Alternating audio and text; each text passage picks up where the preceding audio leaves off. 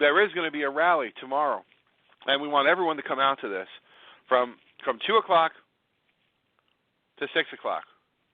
And listen, if you're going to stay till 6, stay a little while longer. Watch the Kentucky Derby. You know. So speaking is scheduled 4, but there's going to be speaking throughout as everyone's schedules permits.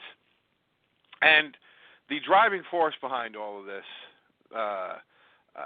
person who has really breathed such new life into Neir's Tavern, and he's got a great staff behind him, and a great wife by his side, and that means everything, because she's right there with him, and they made a recent addition to their family. So that's first on our agenda here. Loy, congratulations. Oh, thank you very much, Ed. So how's fatherhood so far?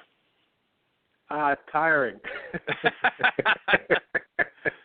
So let me get this straight. You are a lieutenant in the fire department. You are a business owner of a historic tavern, and only now do you get exhausted, and it's from a little guy.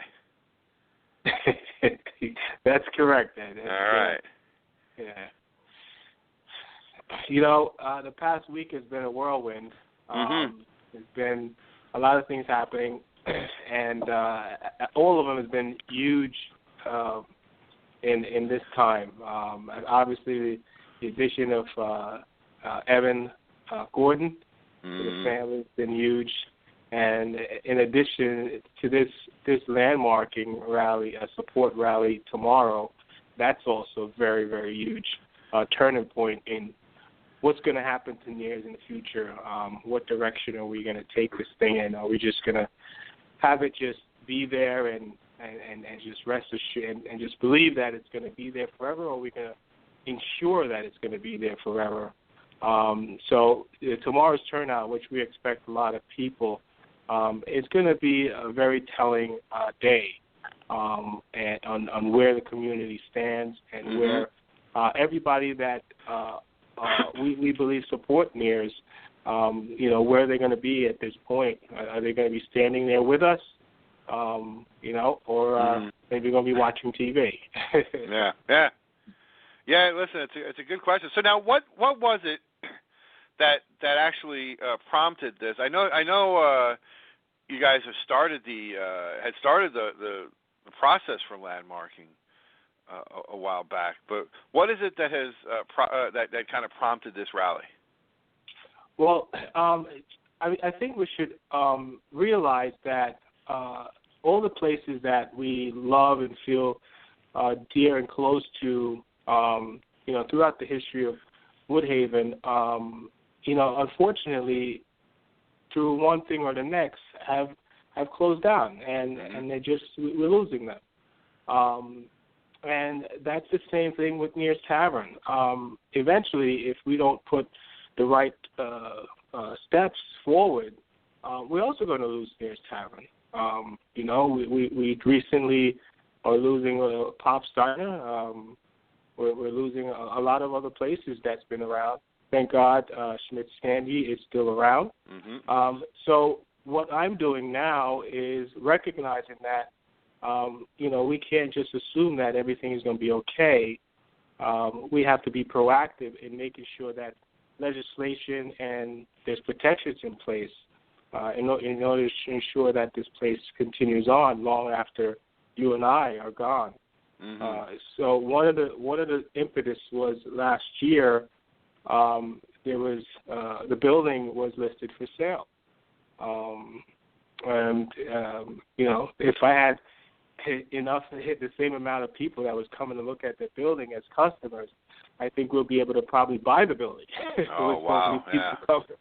Yeah, it was a tremendous amount. However, the building was listed way too high, so therefore, people just didn't feel it was financially beneficial. So with that in the works, I said, listen, we have to put the pedal to the metal here and try to figure out how to protect this place, even if it changes hands.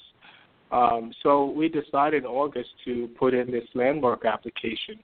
And, you know, as I was telling people that we're doing this, you know, everybody said, what do you mean? Why are you doing that? It's already landmarked.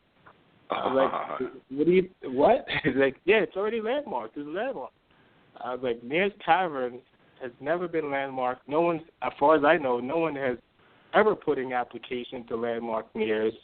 So I'm not sure where people are getting this from. They're getting it from the blue sign out front. Yeah, they're mistaken that sign,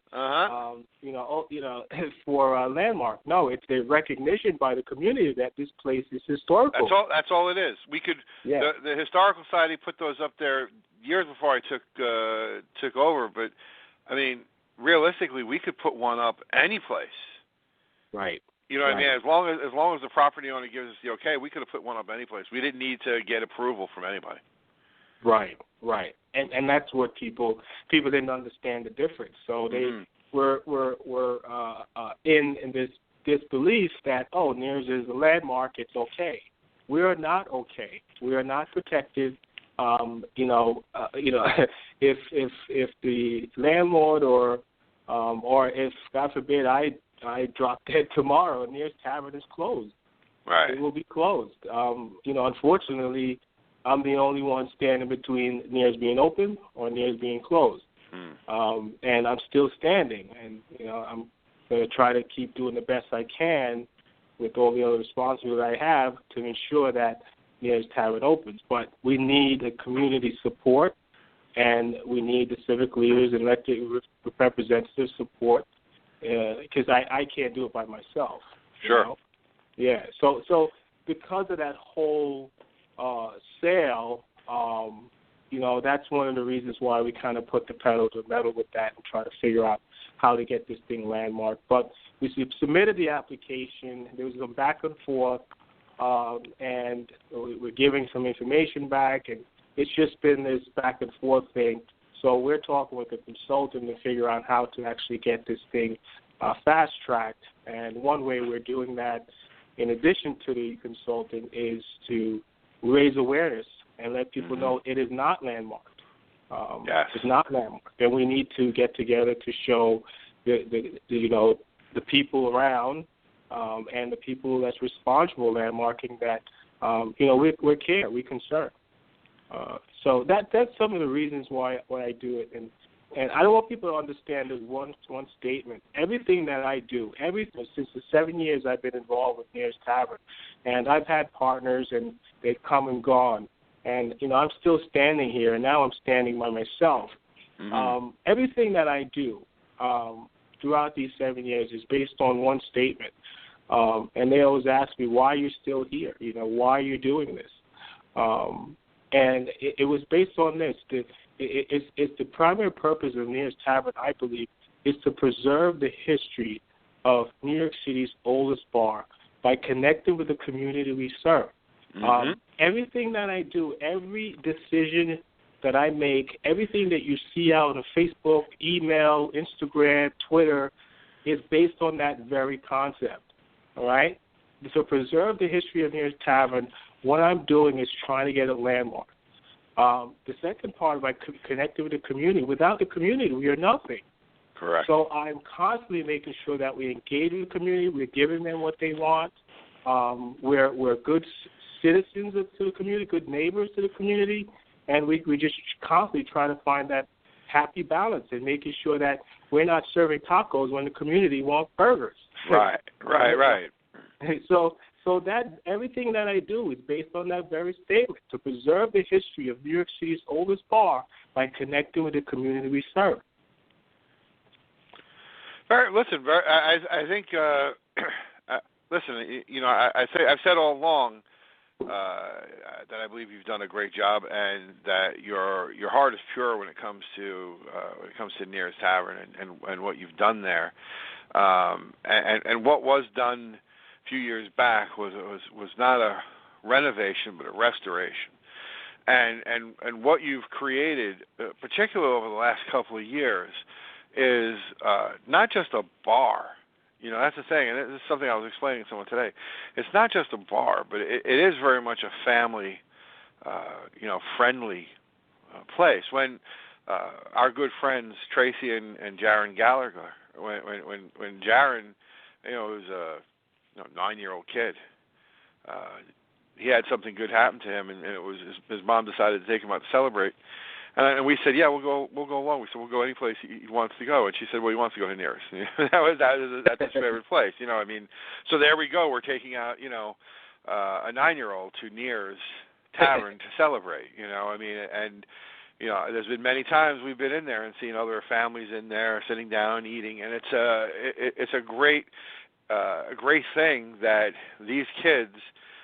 Unlike myself, who was lucky that my dad was taking me out on, runs for union dues, these kids are actually going to have really fond memories of this place because they've been there, many times, and they've been there growing up. It's part of their culture and heritage now, which is the way it should be for a bar that's been in the community for 187 years. Right, yeah, and it's very telling. Unfortunately, not a lot of people realize this, that just the last part of reflecting and connecting with the community we serve. Like really, we have 2-year-olds to 72-year-olds that come into the tavern. In matter of fact, on Wednesdays, we have this $5 lunch special from 11 to 3.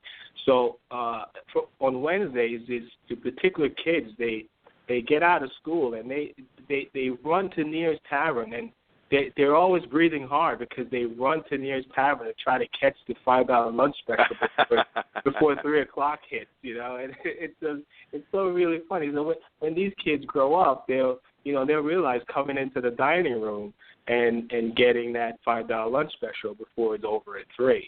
Absolutely. See, it's funny. On Facebook, they have one of these pages about your memories growing up in Woodhaven. And for these kids, that's one of their memories growing up in Woodhaven that they'll have when they're adults, years from now. Right, right. And what we want those memories to be, hey, remember when we used to go there?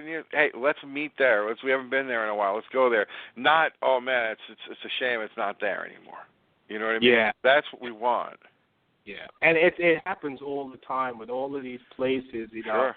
And we hear something in the news. Oh, did you hear such and such place closed down? Oh man, really? That's a shame. Yeah. And you do a sigh of relief, and and then you move on. Yeah. And it's happened over and over again.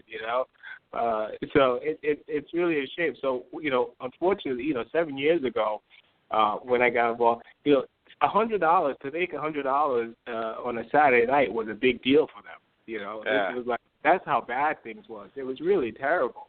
That's not sustainable.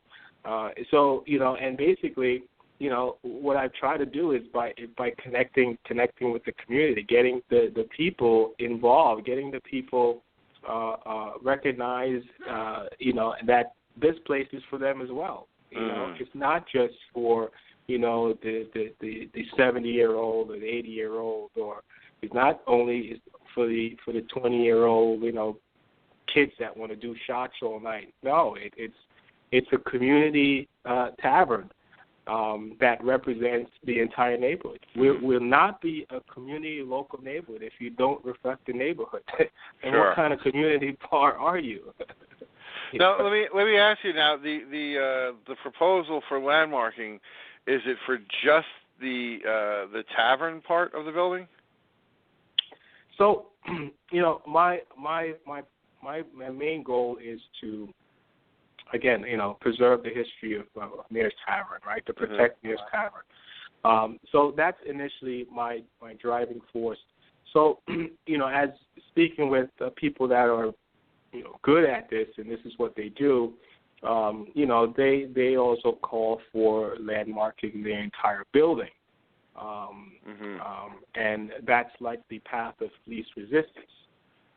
So that's something that, if it allows Neir's to be preserved as best as we could, then we're going to also put in not just for interior landmarking, but for exterior landmarking, which includes the building as well. Okay. Now, how will this affect you guys, in terms of maybe wanting to do repairs, painting, any kind of adjustments or changing, what kind of restrictions will landmarking place on you? So, there's a lot of people, there's some people that are saying, well, you're not going to be able to do this, or you're not going to be able to do that, or everything is going to be triple the price, and you're not going to be able to afford it. And those are, in some instances, are true. That there are some restrictions, and there are some probably a little more financial burden. I don't know all the details. We've partnered with Historic Districts Council to discuss all the details involved. But I do know this. If Neir's Tavern is not landmark, we might not have a place to argue if we can afford to make these changes because it's too expensive. Sure, yeah. So let's put the first things first, right? Try to make sure we have a place first.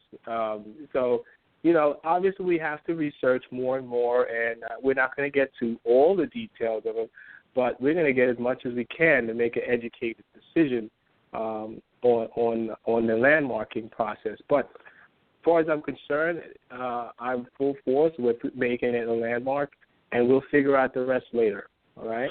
Let's make sure the place is open first, and make sure it's protected. Right, and listen, take a look up at our other landmark, the Forest Park Carousel, and here it is.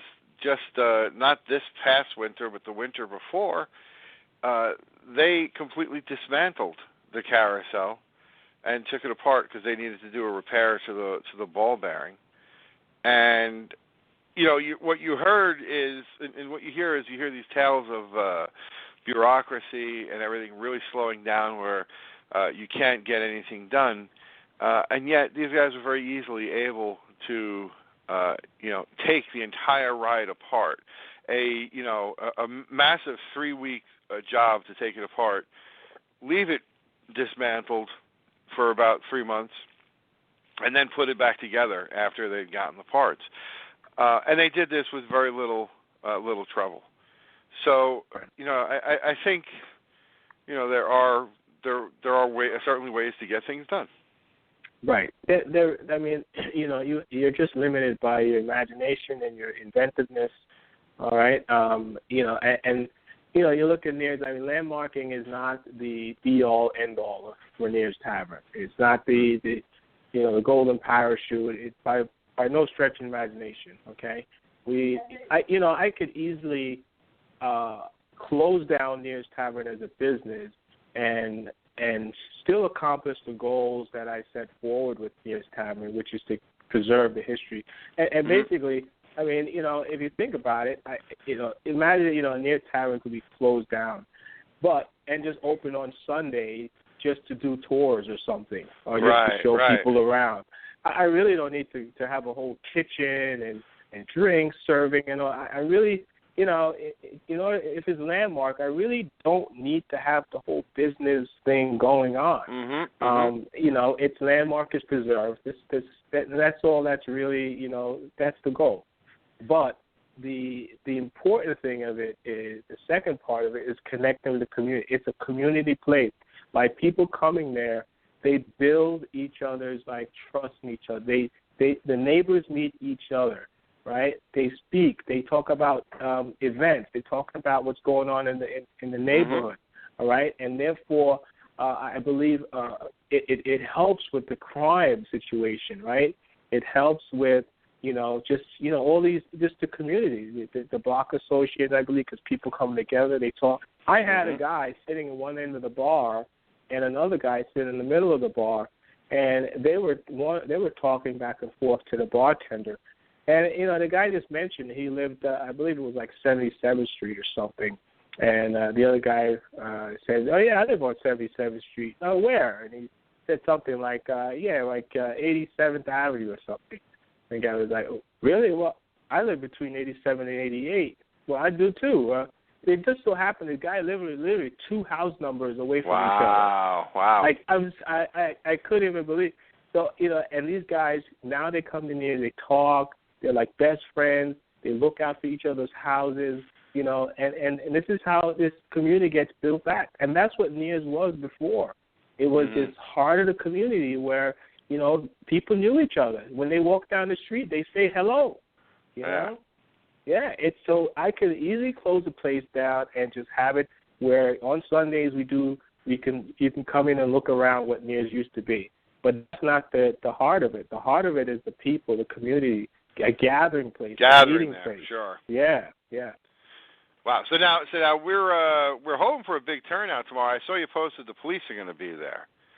So yeah. So it was advised to me that I should have traffic control by the NYPD 102 precinct. All right.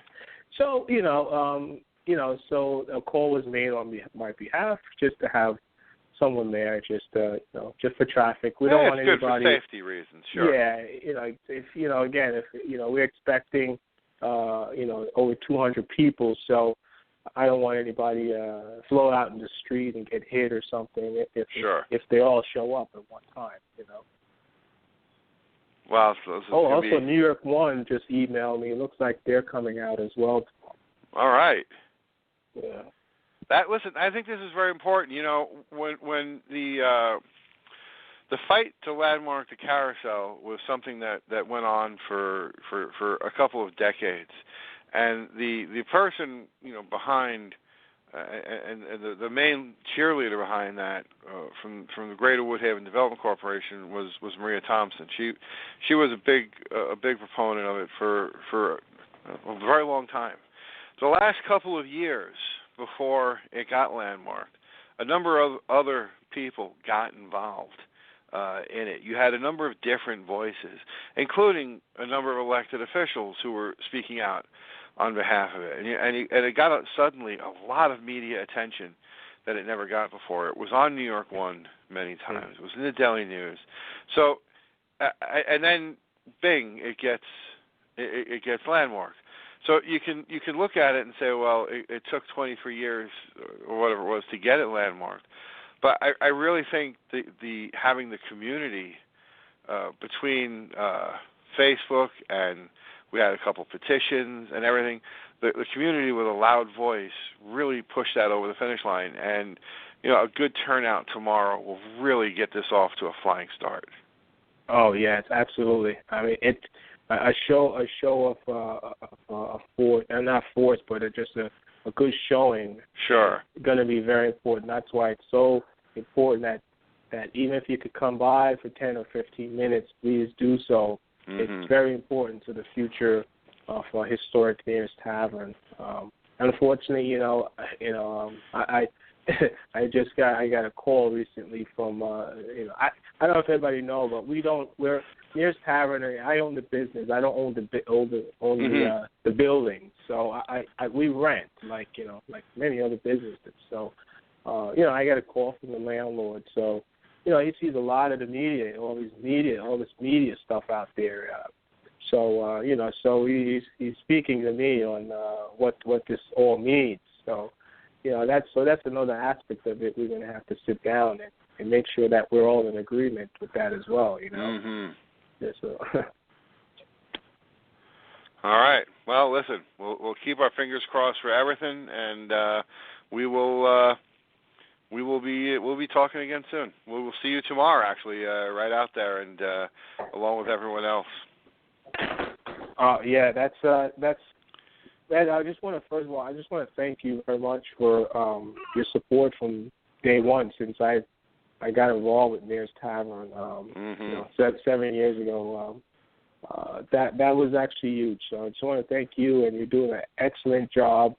Your heart is definitely and always been in the right place, and I can't imagine doing all the things that I've been doing without such a strong civic leader encouraging me and supporting like you have, good times and bad times. So thank you very much for that. And thank you, Loy. The feeling's very, very mutual. I'm a big admirer and big fan of you and what you do. Now, just a quick question there: was Was that the radio debut of Evan we heard in the background there?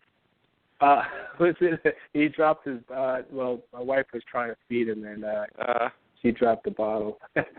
Well, I did hear him, so I guess we're proud to say we had the debut of Evan Gordon here on the air. Yeah, that's him making a little noises. All right. Well, listen, my friend. Listen, love to the family, and we'll be seeing you. We'll be seeing you tomorrow. All right. See you guys tomorrow. All right, friend. Thank you. Bye. And that's Loy Gordon of Neir's Tavern. Great family. He and his wife Aisha, and join now. And you heard it here tonight, exclusive. You heard him there in the background, Evan Gordon, who one day I'm hoping that one day I'll be like an 85-year-old guy, kind of trundling in there, and Evan will be managing the place. Me and Loy will be old men. Our wives will be there, old ladies. And be a lot of fun.